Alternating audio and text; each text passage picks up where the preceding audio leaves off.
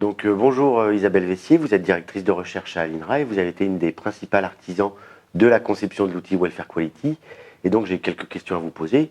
La première question, c'est quelle a été la méthodologie qui a été mise en œuvre pour développer un tel outil? Alors la première chose que nous avons fait, c'était de nous mettre d'accord sur les différentes dimensions du bien-être que nous voulions couvrir. Parce que le bien-être est un concept multidimensionnel, donc ça couvre à la fois la bonne santé, le comportement approprié, etc. Donc il fallait nous mettre d'accord. Donc nous l'avons fait au sein des 45 partenaires du projet, donc une grande discussion, et nous avons donc identifié ces 12 critères donc, qui sont à la base de l'outil Welfare Quality. Donc c'était un consensus entre les différents partenaires du projet? Oui, les partenaires académiques à ce stade-là. Oui. D'accord. Et vous parlez de 45 partenaires, est-ce qu'il y avait d'autres gens que les personnels académiques? Alors ce que nous avons fait, c'est en fonction des différentes étapes de la construction de l'outil, lorsque nous avons discuté des indicateurs donc à relever en ferme ou à l'abattoir pour vérifier les 12 critères, nous l'avons fait entre partenaires scientifiques du monde des sciences animales. Donc des éthologistes, des gens de santé animale, des biologistes en général. Donc ça a été fait à partir d'une revue de la littérature et également d'études spécifiques qui ont été conduites pour vérifier la validité de certains indicateurs.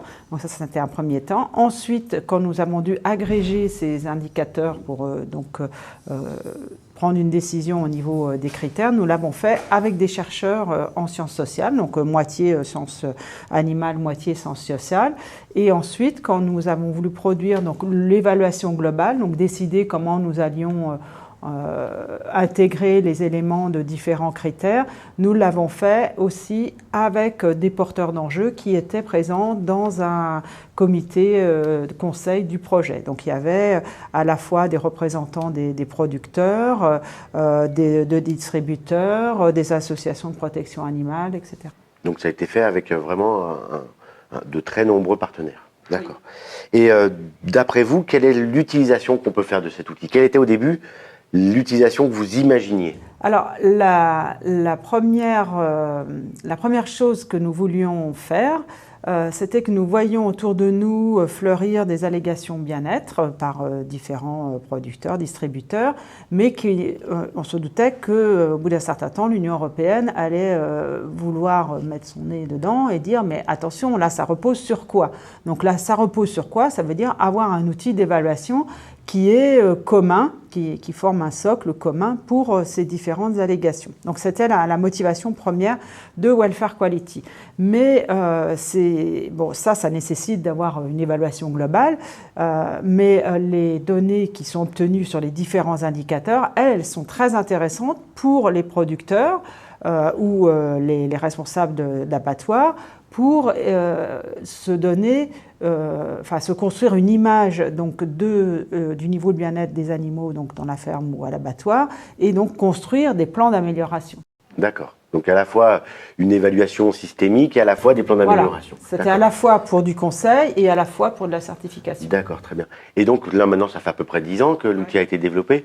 Où est-ce qu'on en est et quel est le futur de Welfare Quality? Alors au plan scientifique, donc dans Welfare Quality, nous continuons à améliorer les indicateurs, voire dans certains cas changer un peu le modèle d'évaluation globale. Côté donc des utilisateurs, donc il y a certains pays donc qui ont adopté le système pour certifier des produits, l'Espagne le premier, ça se développe également en Finlande et en Allemagne. En France, l'outil Welfare Quality a été utilisé en fait pour développer d'autres outils plus simples ou plus adaptés à telle ou telle production. Mais sur la base, donc toujours des 12 critères et de la philosophie primaire de Welfare Quality où nous avions bien vu qu'il ne fallait pas complètement compenser un critère avec un autre. Ce n'est pas parce qu'un animal est en bonne santé que ça peut justifier que son comportement est très limité et vice-versa. Donc cet esprit-là a été conservé. Donc on peut dire que c'est un succès. Oui, enfin, c'était peut-être pas l'utilisation qu'on avait pensé au départ, où on pensait que ça allait être tout harmonisé en Europe, mais en fait, ça a été approprié par différents utilisateurs, donc pour moi, oui, c'est un succès.